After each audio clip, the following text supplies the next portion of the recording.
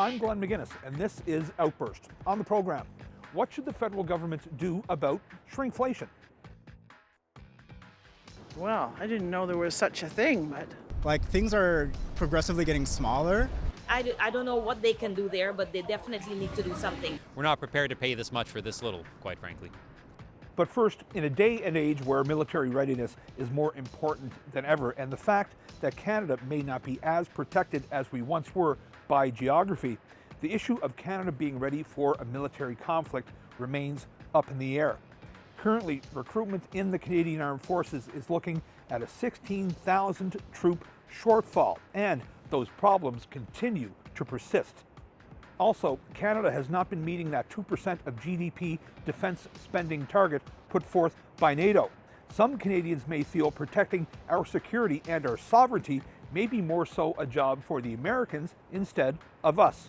So we took this question to Canadians.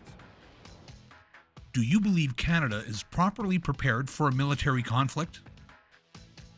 I don't have that much prerequisite knowledge on our military base and etc., but I don't really think that we are in any construct, just with how policy is right now and people not agreeing with the facilitating of government these days. From like an uneducated opinion, I would definitely say no, but I would probably have to do more research to get a firm grasp or understanding. Do I want us to? No.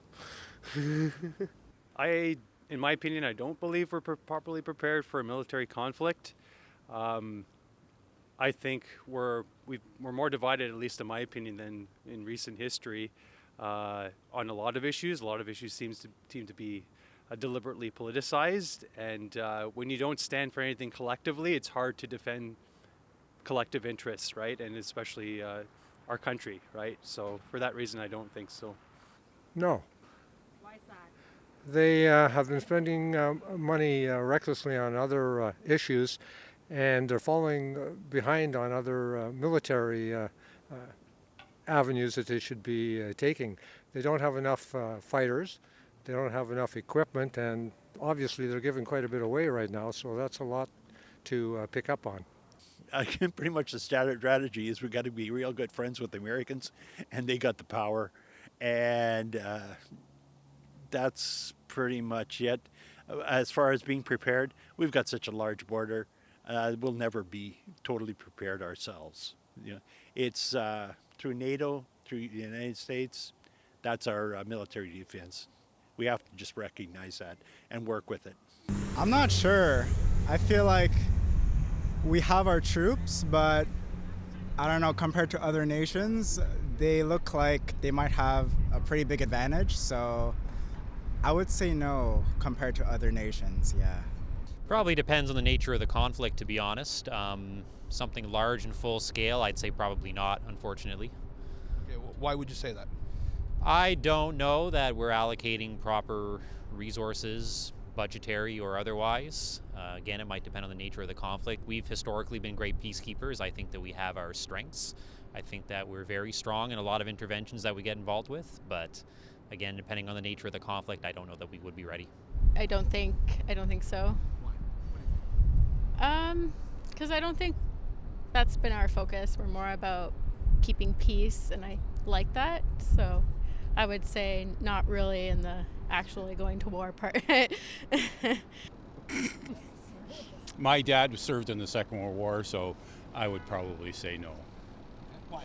Why would you say no? Well, because we rely too much on the Americans for our defense. That's a good question.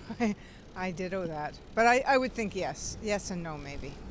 No, I don't think they've necessarily got all the funding they need from what I hear. There's a shortage in equipment maybe and funding, and I don't really have confidence in it. I wouldn't know. I don't work for them or anything, but I don't have a lot of confidence in being ready for a military thing.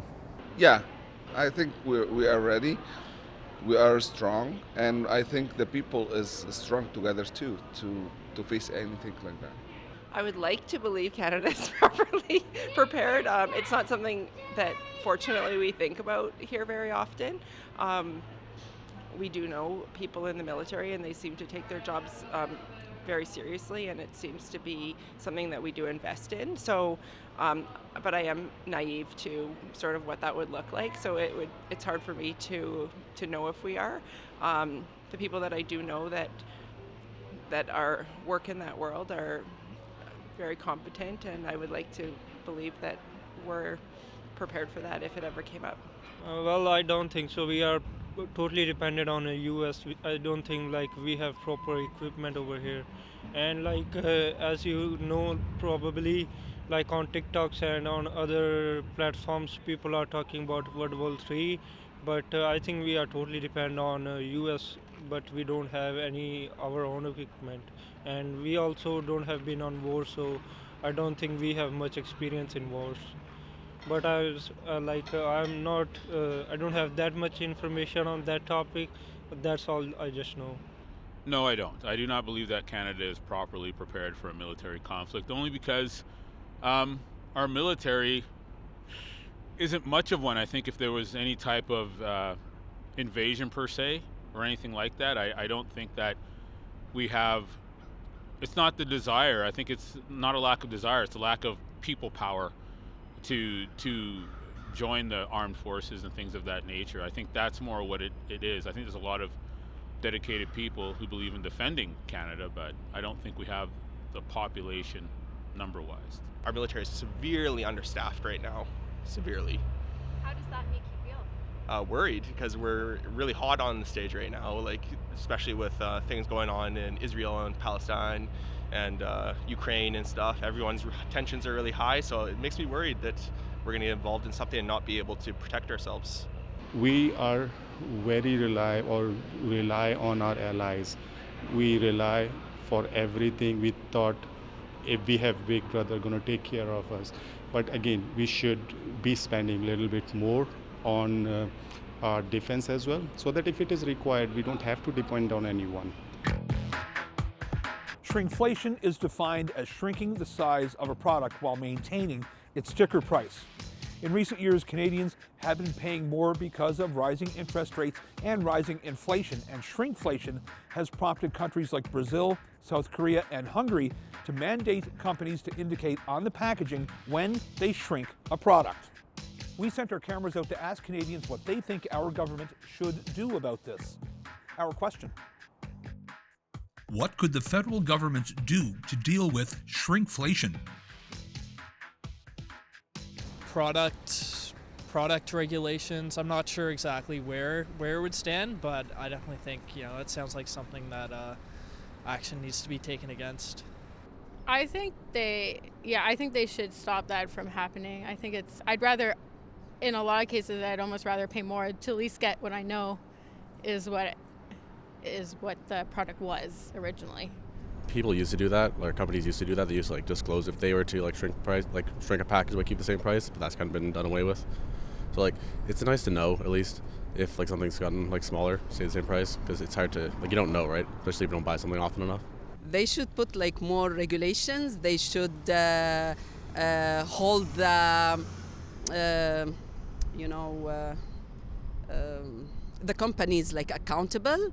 They should follow closely what's going on, and not just let us vent to the media, whether here or elsewhere. Yeah, we need better policies for wealth distribution. This will help. I would say even let's say chips. Things are progressively getting smaller. I buy a bag of chips, it's now a third. Before it was half, and before it was full. So now I just feel like I'm constantly getting scammed, and the quarter is more expensive than what it was full before. So what would you like to see the federal government do about that? Give us a heads up, I guess, before doing those changes, because when going grocery shopping or doing other things, seeing all these changes, we're already there, we have to buy it. It just gets frustrating. Oh yeah, that's really tough. I think they'd be overstepping their bounds if they start mandating what you can charge for what quantity of product. I suppose there's maybe ways they could incentivize businesses to do otherwise. But, It's tough to think of what solution would fall within the federal government's ambit. I think a lot would have to fall on consumers really to start making their voices heard and saying, we're not prepared to pay this much for this little, quite frankly. I guess just put something in writing, like some sort of legislation stopping that from happening and holding the, companies responsible for false advertising and not being, that transparent with the consumers about their goods. Yeah, I mean, I would welcome that. I'm not sure what they would do. They've failed so far, so I'd be open to any platform that would deal with inflation, shrinkflation, housing, that kind of thing. So, yeah, I'm not sure what to say about what they would do. I mean, I heard something about the federal government engaging the presidents and owners of grocery stores and all that. I think it's a step in the right direction because, there's also greedflation and all that's going on. So I think everyone has a part to play in bringing down inflation and also making lifestyle affordable for Canadians. I think so. They could deal with it the way that inflation ought to be dealt with. Stop printing more money. Let the money we have maintain its value. If the government wants to spend more, they should tax more and live with the consequences. And if they're not prepared to do that, maybe they should cut back on their spending, which would be my preferred avenue. I think if they axe the carbon tax, that'll help to bring down inflation, and then we won't have to pay higher prices for smaller portions. Government should have a way to regulate how products are being manufactured, making sure that we're having the same quantity of products and keeping the prices relatively same. And also, a lot of the time the quality is also degrading as well. So not only is the things getting smaller, but they're using more cheap materials and whatnot. So all in all, this inflation is just, doing us all a disservice for sure. Do something and ease out the burden on the common people like us, especially the middle class people. Nowadays we have to take money more and take home the goods less. So do something. Yeah. Well, I don't know what they can do there, but they definitely need to do something because you need to start taking care of the Canadians and the people who's working and, paying in their taxes and contributing to the country. He needs to take care of the people who's working, the working class people, because there are so many people that's coming into the country. And as far as I'm concerned, they're getting the first dibs. They're getting everything handed to them, and they're having big demands. So I would hope that the government would do something for their people. Well, they can maybe Go help the back to- companies and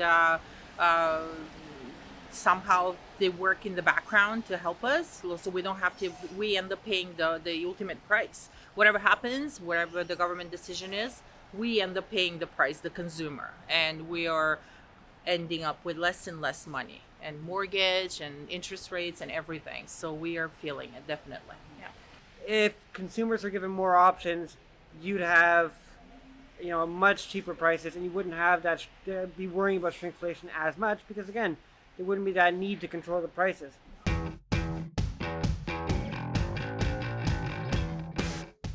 In what year was the first woman elected to the House of Commons?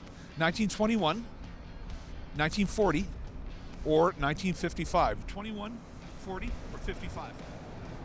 I'll go 55. This is a guess, but I'm going to say 1955. I'm going to be pessimistic and say 55. I'm going to say 55. I was going to say 55. 21.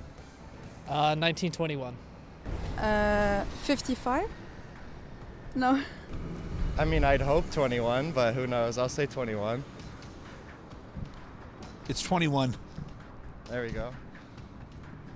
You're a good man. Thank you. In 1921, history was made when Canada's first female member of Parliament was elected. Agnes MacPhail was born in Grey County, Ontario, to a farming family. In 1921, most women in Canada were eligible to vote, and MacPhail decided she would run for office. She won her Ontario riding on December 6th of that year. Over almost 2 decades, Agnes MacPhail proved to be an effective voice in Parliament, focusing on issues such as pensions for seniors, equal pay for women, ethnic and religious tolerance, and improving conditions in prisons. In 1940, MacPhail was defeated in the federal election because a blizzard kept people from voting in her riding. She would go on to serve in provincial politics after that. Former Canadian Prime Minister John Diefenbaker once said of her, "Canada produced 5 great politicians. Agnes MacPhail was one of them." According to Stats Canada, while Canadians are paying roughly 14% less for air travel than they were this time last year, Canadians are also paying roughly 10% more for air travel than they were pre-pandemic in 2019, and those prices are expected to gain altitude by the summer. Canadians are also paying more for baggage checks and cancellations. We sent our cameras out to ask Canadians if high-flying prices will result in them staying put for the time being. Our question: will higher airfares impact your spring-summer travel plans? Yeah, it makes it a little more unaffordable than I can't afford it right now, so it's kind of too expensive for me. Just to even go to like Kelowna or Calgary, places like that, it's kind of too expensive right now. Absolutely. Yeah, I have family that live in Toronto that I'm definitely not going to be seeing for a while with the cost of airfare. So just even international flights are probably out of the question for this year too, but I'd say it's definitely impacting for my family anyway. It's a nightmare. And I mean, the flights out of Regina are insanely crowded and overpriced, and it's a huge hamper on everything. So in what ways is it changing your travel plans? Well, I was going to travel this summer for pleasure, to go back to where my dad's from in Europe, and I can't do that now because of the flight costs. It's $1,000 more than it was when I planned it in the fall. So, yeah. No, they won't. I might work this year, but in the future, probably yes. You said you have looked at prices lately. What have you seen? Increases everywhere. Especially for like seasonal busy seasons like Christmas, for example. I chose not to fly to see my parents in Calgary because it was too expensive. So, yeah. And that's just a little flight? Yeah, but it cost almost $1,000 round trip, so. I don't travel a lot, but I used to, because of my work, I have to go to the Kelowna and some other places, and I notice if you have to go from Winnipeg to Toronto, which is not that long, it's just a 2-hour flight, you have to pay around $200, which is expensive. A common folk like me sometimes can't afford that. Now the summer is coming up, and I think the prices will go up because people will go on a vacations, but regular people like me can't afford that rate. So yeah, I think the higher airline prices we see will affect everybody. I mean, I've had the privilege of traveling across the country and seeing different cities in Canada, but it would be a lot more difficult now to do that, simply because it's just more expensive, man. It's just crazy for some things. So I think it would be more difficult for people to travel. I think higher airfares absolutely will impact it. I noticed that a lot of the budget airlines are going out of business now and stuff, and it's going back to the ridiculous monopoly they have on expensive air flights. You can fly from Winnipeg down to the US and then to a tropical place for cheaper than you can fly from Winnipeg to Vancouver. I don't understand it. The airfares, definitely. I actually I had gone somewhere to Africa actually not long ago, and the prices were completely double the price of what you normally spend. So there was a lot of things I couldn't do once I got there because it was everything was so expensive, So we have noticed that. We used to travel quite frequently. When I dance for Folklorama. Our dance group actually travels every May. We travel across Canada, and even last year I was like, this is crazy. So I actually ended up driving to Edmonton rather than flying because it made more sense. Yes. How? Increased cost. So does that mean you're not going to go, or you? I like to travel, so I'll still go, but I will cut down on other things to make up for that, because that's important to me. For me, I just this week actually booked a flight, but instead of taking my luggage on, what you have to pay extra for, I'm doing carry-on. That's my way of saving, because I don't want to give up travel. Probably. Oh no. Especially now, she just turned 2, so we have another one, so it's 4 plane tickets. So any increase in the airfare is kind of noticeable.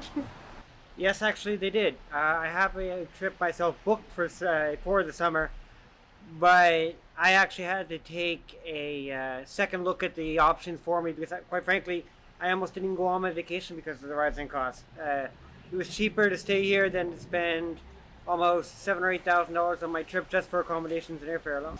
Yes, actually, we usually travel. We go back home in Europe, and this year we are going, but it's double the price than what was it last year. So yeah, it was more expensive, so we can't shop as much because we have to save for the air trip. Probably not, Why would you say that? because we don't fly. Yes and no. I mean, you just pay it. You decide you want to do it and you pay it. But it's not great. But yeah, I don't think it will. Yeah. And you? Probably not, because we're not flying anywhere recently, but we drive. I don't think they will. I think if I'm inclined to fly somewhere, I'll probably pay what it costs. I just won't be happy about it. But I think I have the luxury of being able to do so. Not everybody does, and I think it's very unfortunate. Yeah, sure, it does. Yeah, we travel less now. We prefer, we prefer to travel within like the province or instead of outside. Yeah, sure. Anything to add? Yeah, for sure. It's not only us. Like I think, like most people, especially like with everything that's happening with our salaries and the inflation, this was the cherry on top. Yeah, absolutely. I mean, I haven't traveled much since the pandemic, and I've heard that prices have gone up. So if you want to go to Europe, for example, it's like $1,700 versus the old days when it's like $800 or $900. So I don't plan on going anywhere unless I were to, build my own plane or a hot air balloon or something. But no, I'm doing mostly just driving trips on the ground. Most of us have just experienced that spring forward ritual as Canadians have adjusted their clocks to conform with daylight saving time. But the time change doesn't sit well with some people. Some people are actually annoyed that they lose that hour of sunlight during late fall and early winter, and others are also annoyed that we lose that hour's sleep during the early spring. Primarily Yukon Territory, most of Saskatchewan, and some parts of BC remain on the same time all year round. So, should we keep the time change, or is it time to do away with it? Our question. Do we still need daylight saving time? I do not think we still need daylight saving times, and I think that anywhere where Canadians are affected by that, they would say, no, we don't need it. I was just talking to a friend of mine in Saskatchewan this morning, and they're laughing because they don't have to deal with that. So I think it's ridiculous. It should be done away with. It should have been done away with a long time ago. It's a very good question, as it's an argument I've been on both sides of. Because while I definitely like the sun not going down till 9 or 10 in the evening, I also don't like missing out on an hour of sleep this past weekend. No, it's useless. I look at Saskatchewan and they get along without it just fine. And I think we can too. It just bothers me when I lose my hour of sleep during the day. And I'm fine with it being a little darker in the mornings. I don't think we really need it. Saskatchewan doesn't do it. I don't know why everyone else needs to. But it does, it messes my schedule up for like a good 3-4 days. So I think it's good because when previously sunset is around on 5, so we don't have a lot of daytime over here. So I think it's a good thing. Not this week because we're all missing the hour. It is nice to get the light in the evening, but I don't think it's needed at all for us. I don't know the benefits of a daylight saving time, so I could say no. to that. I don't believe that it's helping us in any manner. I think that people get used to a system, and with the light, like right now I was just talking to my roommate about it. We both wake up at 6:30 and the light and the sun comes out half an hour later. That I think already messes up my schedule, because now I'm waiting for the light to wake me up and I'm waking up an hour later. So no. Not really. It just frustrates some people. Yeah, it doesn't bother me too much because I'm retired. You know? It was handy for me when I was a carpenter, and I would get the extra daylight in the morning when they changed to the standard time, and we could work later in the evening when they went to savings time. Otherwise, it's time to change. Get back. Once again, my opinion, I don't think so. If I'm understand correctly, that's something that was implemented for more practical reasons way back, I'd say 50 to 100 years ago, when we didn't have as much daylight to work with. There was more farming and agriculture. So nowadays we have the means, within our production and whatnot to, produce things without needing, natural light. So no, I think we should do away with it. I personally prefer being on daylight savings time. Okay, why? Just because I work later, so I really appreciate it in the summer being able to have some sunlight when I leave. So, so it helps in that for a part of the year anyway. You like sunny evenings? Yes, I do. Yeah, when you work inside, it's nice to be able to get outside and get at least some vitamin D. I don't think it does anything like positive or negative. I think maybe kids might be out in the sunlight in the later months, so it makes it a little safer for them, which might be beneficial. But otherwise, I have no idea. I don't think so. No. I don't. It's not clear how it saves. It saves what? It's not clear for us, so I don't think we need it. Yeah, I think we should have gotten rid of it a long time ago. It really disrupts my sleep and behavior when they do it. So, yeah. Losing that hour, how did that make you feel? Not good. Not good. I'm tired. I'm cranky. It's not. I wish I had it back, and I wish they'd just stop messing around with the time. It's bad enough we got to deal with the sunlight coming and going, and so yeah. I hope they get rid of it. We do not. Why? It just seems like a needless hassle. They say it benefits the farmers, but every farmer I know has done nothing but grumble about it. There's data to suggest, if I recall correctly, that accidents are more common on the days of daylight savings time because people are unaccustomed to the change, making them less alert.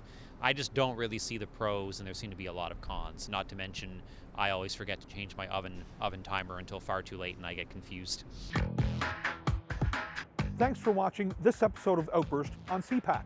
If you have any comments about this show or any other show, you can find us on social media.